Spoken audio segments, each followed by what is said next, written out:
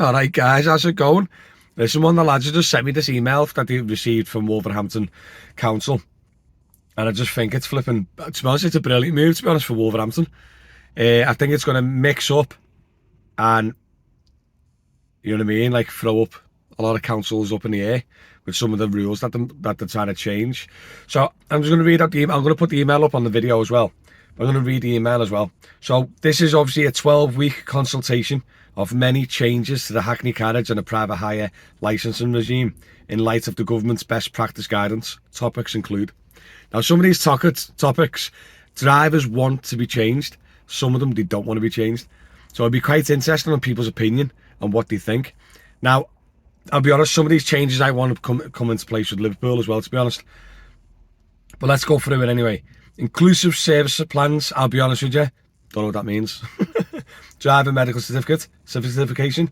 So obviously that's going to be changes to maybe the age or how regular the driving medicals need to be. Private hire working with multiple operators. That's got to be scrapped because we're self-employed. We should be able to work for who or how many we want. Removal of signage on private hire vehicles. Guys, it's 2023. I'm on a job now, little chauffeur job. And I will click arrive on the app and the driver knows literally what I look like, a picture, me car reg, me license plate, me flipping, you know what I mean, me private license, flipping numbers, everything about me. Probably how tall I am, how big me really is, anything. Honestly, they know all of it. So you don't need then to go, oh, there's a magnet there. You don't need the magnets or the stickers no more. So they're going to talk about removing the stickers. Certificates of good conduct, that could be anything. Daily walk around checks of vehicles, are they going to implement that or are they going to remove that? I don't know if Wolverhampton have got that, but they need that with some of the cars. Removing age limits in place. Now, I thought removing age limits, it's a bit rubbish for passengers because you could be, you know, driving around in bins, like some of the cars I see in the streets. Toyota Yaris I seen the other day. You're not going to get, how is that even comfortable? 4 lads in a Yaris.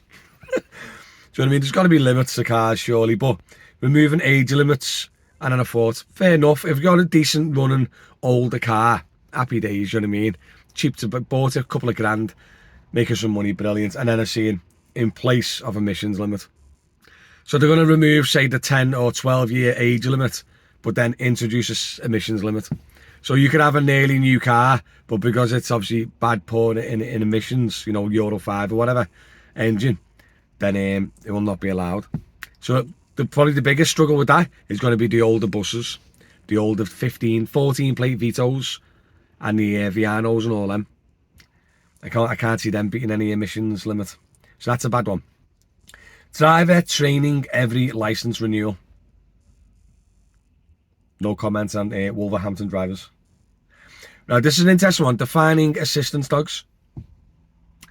Now, I know a few lads that's got into trouble because, listen, if a blind person's walking in with the Labrador and you've got like the little, you know, the little colourful jacket and all that on and stuff like that, yeah, fair dues. A legit assistance dog is legit, but a lot of people are taking like the pets in the car with them and then complaining to Google it's an emotional support dog. And I know drivers that have been taken off the road for that. So imagine if you're taking your pug in a taxi and you go and see mates for him and you're going on, you know, going out on the lash or whatever, and then the Uber driver says, oh, you can't have a dog, and she goes, it's an emotional support dog, and you go, no, it's not a real support dog, and then obviously they complain and you get taken off the road for not following licensing conditions. So that is a grey area that needs resolving, definitely. So defining an assistance dog is a good one.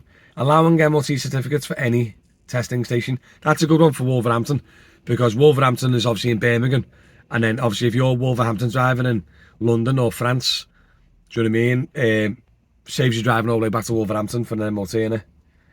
And then private hire vehicle operators as agents / principal. Don't know what that means, but generally it is a positive email for the private hire and the Hackney industry. And hopefully, I know a few other councils are starting to remove the stickers, dropping the knowledge test, which I don't think that's a good thing or a bad thing.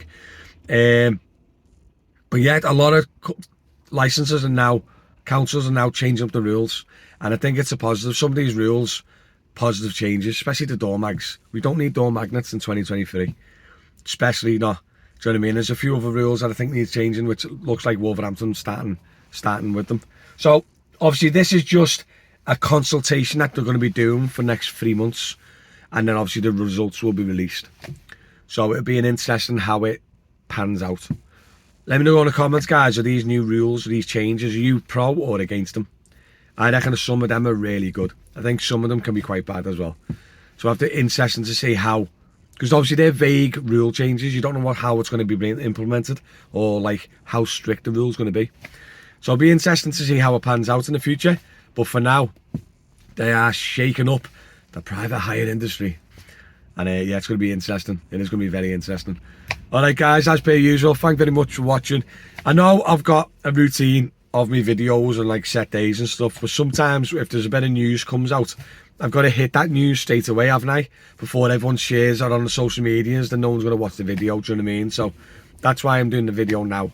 So check it out, like, subscribe and all that jazz. And I'll catch you all later.